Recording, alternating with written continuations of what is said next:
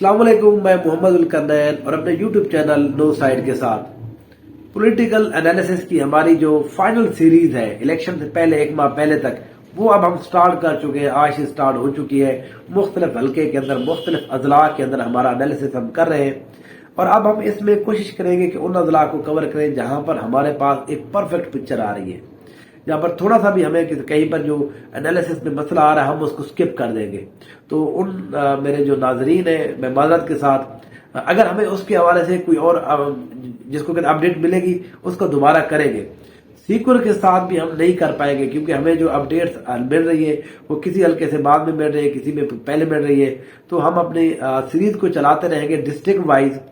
बाकी करेंगे इंशाल्लाह पूरे पंजाब और पूरे पाकिस्तान को, जहां जहां से हमें इंफॉर्मेशन मिलती जाएगी। हमारी टीम काम कर रही है। आज हम बात करते हैं मुल्तान की। मुल्तान के एमएनए के हैं 5 हल्के। पहला हल्का है NA 148, NA 149, NA 150, NA 151, NA 152 और NA 153। यहां पर तमाम पार्टी ने अपने कैंडिडेट खड़े कर दिए हैं। अब यहां पर देखते हैं कि एमएनए जो है वो उनकी किस किस की पोजीशन जो है कहां पर बेहतर है। पहले हम बात करें NA 148 के ऊपर। NA 148 के ऊपर यूसुफ रजा गिलानी जो है, यूसुफ रजा गिलानी वो इस दफा पाकिस्तान पीपल पार्टी के टिकट के ऊपर इलेक्शन लड़ेंगे। यूसुफ रजा गिलानी लोग जानते हैं, साबका वजीर आजम है, यहाँ पर बहुत सारे काम कराए हैं और गिलानी खानदान का बहुत सारा वोट है। यहाँ पर 60 से 70 से 75 हजार तगड़ा वोट है जो हर दफा गिलानी खानदान की जेब में होता है। इसलिए यूसुफ रजा गिलानी के इस सीट के ऊपर आने के बाद उनकी अपनी पर्सनैलिटी का वोट उनको ज्यादा मिल जाता है। 2-4-5 हजार वोट उनको इजाफी भी मिल जाते हैं। तो अब यूसुफ रजा गिलानी इस सीट के ऊपर आ गए हैं और पाकिस्तान पीपल्स पार्टी ने बहुत अच्छा कैंडिडेट यहां पर पुट किया है। पाकिस्तान मुस्लिम लीग नून ने यहां पर अहमद हुसैन देहड़ को टिकट जारी किया है। अब अहमद हुसैन देहड़ जो है पिछली दफा पाकिस्तान तहरीक इंसाफ के अंदर कैंडिडेट थे, ये डिफेक्ट कर गए थे, दूसरी ये नून लीग में अब शामिल हो चुके हैं। इस सीट के ऊपर मुस्लिम लीग नून के बाद 2 ऑप्शन मौजूद थे। पहला ऑप्शन जहां पर मौजूद था अहमद हुसैन देहड़।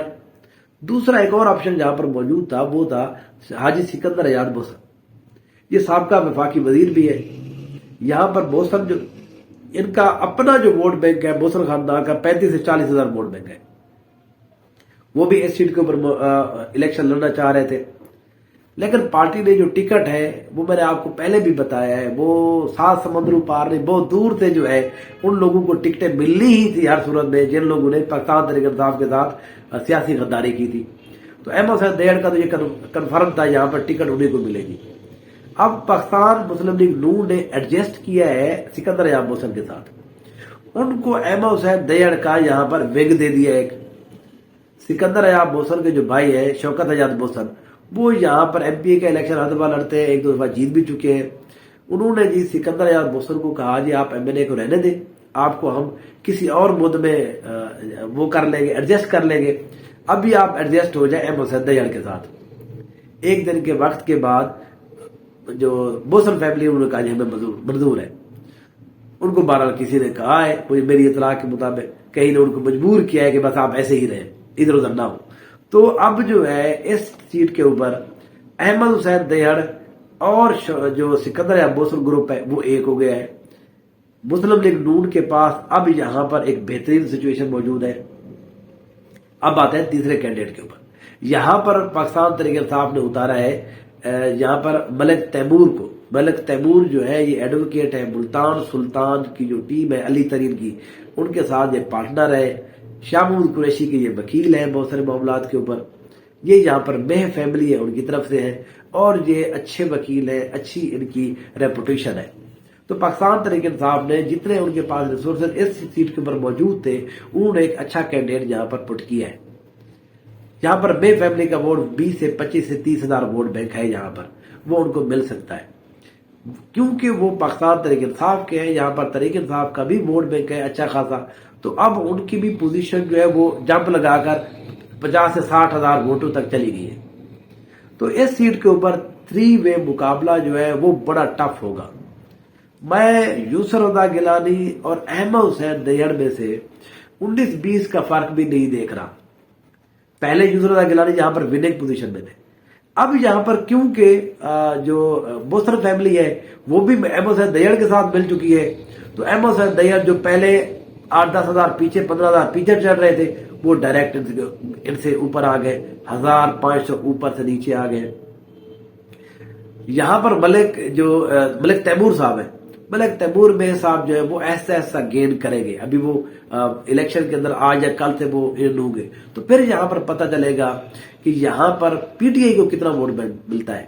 یہاں پر جو پی ٹی آئی کی ایم پی اے کی سیٹ ہے وہ انہوں نے اچھے دیے، وہ ان کے پرانے کچھ بندے تھے، انہوں کو ٹکٹ جاری کیا گیا ہے، تو ان کی ونگز بڑی اچھی ہے، بڑی مضبوط ونگز ہے۔ ایم این اے کے جو کینڈیڈیٹ ہے وہ پہلی دفعہ الیکشن لڑ رہے ہیں، ایڈوکیٹ ہے، اس لیے کچھ بندوں کو لگ رہا ہے کہ شاید اس میں پرابلم ہوگا، لیکن میرا نہیں خیال وننگ بالکل نہیں ہو سکتے یہ معذرت کے ساتھ پاکستان تحریک انصاف کے لوگ۔ مقابلہ یہاں پر احمد حسین دیہڑ اور یسر رضا گیلانی کے درمیان ہوگا۔ ایسا نہیں ہوگا کہ وہ جو ہے نا وہ بالکل ہی زیرو کے اوپر پڑے رہیں گے، یہ بھی قریب آئیں گے، لیکن ان دو کے درمیان زیادہ قریب ابھی تک کے مطابق مجھے لگتا ہے شاید نہ آ پائے۔ تو اس لیے اس سیٹ کے اوپر جو ہے یسر رضا گیلانی احمد حسین دیہڑ کے درمیان سخت مقابلہ ہے، کوئی بھی جیت سکتا ہے یہاں پر۔ اب آ جاتے ہیں جی این اے 149 کے اوپر۔ یہاں پر عامر ڈوگر پاکستان تحریک انصاف کی طرف سے، نون لیگ نے آئی پی پی کے ساتھ اتحاد کر کے جہانگیر ترین کو یہاں پر سپورٹ کر رہی ہے، رضوان ہانس کو یہاں پر پاکستان پہ پارٹی نے اتارا ہے۔ تو اس سیٹ کے اوپر جہانگیر ترین جو ہے نون لیگ کے ووٹ کی بنیاد کے اوپر یہاں پر الیکشن لڑنے آ رہے ہیں، تو دیکھتے ہیں ان کو کیا نون لیگ سارا سپورٹ کرتی ہے۔ یہاں پر نون لیگ ان کو ٹکٹ اپنے پارٹی لوگوں کو تو نہیں دیا، سپورٹ کر رہی ہے، یہاں پر نون لیگ والے جو ووٹ ہے وہ عامر ڈوگر کے حق میں ڈالیں گے۔ اس لیے اس سیٹ کے اوپر جو ہے میرا اپنا یہ خیال ہے جہانگیر ترین کو 15 سے 20 ہزار ووٹوں کی شکست ہوگی، اس سے بھی زیادہ لمبی ہو سکتی ہے۔ عامر ڈوگر کو آپ یہاں پر بہر کا بندہ لا کر نہیں ہرا سکتے۔ عامر ڈوگر وہ ہے جس نے جاوید ہاشمی کو ہرا دیا۔ عامر ڈوگر کے پاس پاکستان تحریک انصاف کا ووٹ بینک ہے، ڈوگر برادری کا ووٹ بینک ہے، ان کے یہاں پر کام ہے، ان کو اچھا خاصا عہدہ بھی دیا گیا تھا پاکستان تحریک انصاف جب یہاں پر تھی۔ پاکستان تحریک انصاف ان کو اون کرتی ہے، ہر کام کے اندر وہ پیش رہے ہیں، تو اس لیے لوگوں کے ساتھ میل ملاپ یہ ان کے اوپر پھر کوئی کرپشن اس طرح کے معاملات بھی نہیں آتے، ان کے اوپر گو کے سیاسی سختیاں ہیں آج کل، لیکن عامر ڈوگر جو ہے یہاں پر اچھے مضبوط ہیں۔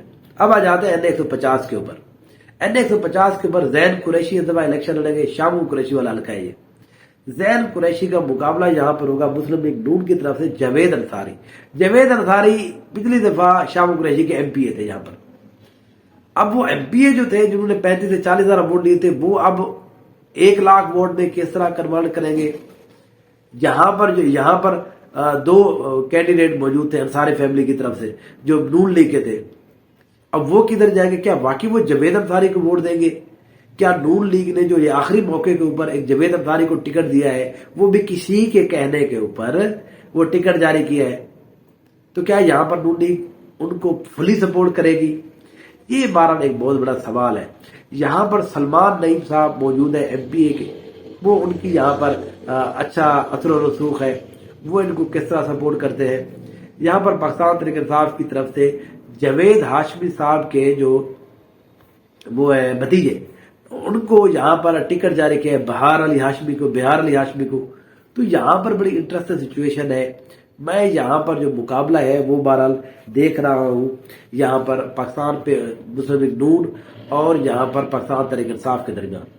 اس سیٹ کے اوپر ایک اور مسئلہ ہو گیا ہے، مسئلہ جو ہے سینیٹر محمود الحسن، رانا محمود الحسن، رانا فیملی جو ہے، رانا برادری جو ہے، وہ بھی ایک طرح سے وارد ہو گئے ملتان کے اندر۔ انہوں نے کل پرسوں مسلم لیگ پاکستان میں پارٹی کے چیئرمین سے ملاقات کی ہے، انہوں نے سینیٹر صاحب نے کہا جی ہم آپ کے ہو گئے۔ اب طاہر بشیر صاحب، رانا طاہر بشیر صاحب کو ان کو شوجہ آباد والے جو ایک سیٹ ہے پی پی 222 وہ بھی ٹکٹ بھی دے دی ہے، تو رانا برادری کا بھی یہاں پر ووٹ بینک ہے۔ تو اب یہاں پر رانا برادری جو ہے وہ پارٹی کے کینڈیڈیٹ کی حمایت کرے گی، ہو سکتا ہے ان کی گروپ سے ابھی تک فائنل نہیں ہوا کہ کس کو ٹکٹ ملا ہے، وہ جب ان کو ٹکٹ ملتا ہے تو پھر یہاں پر ایک اور سچویشن بن جاتی ہے، نون لیگ کا جو اپنا ووٹ ہے وہ تقسیم ہو جائے گا، وہ جاوید انصاری کو نہیں دیا جائے گا، کیونکہ وہ تو یہاں پر رانا برادری اور دوسرے جو انصاری ہیں وہ ان کے ساتھ پہلے کھڑا تھا، یہ جاوید انصاری تو PTI से जंप लगाकर जहां पर है। तो इसलिए इस सीट के ऊपर एक मुकाबला मुझे देखने में नजर आ रहा है। 151 यहां पर अली मूसा गिलानी ज़िमनी इलेक्शन जीत चुके हैं।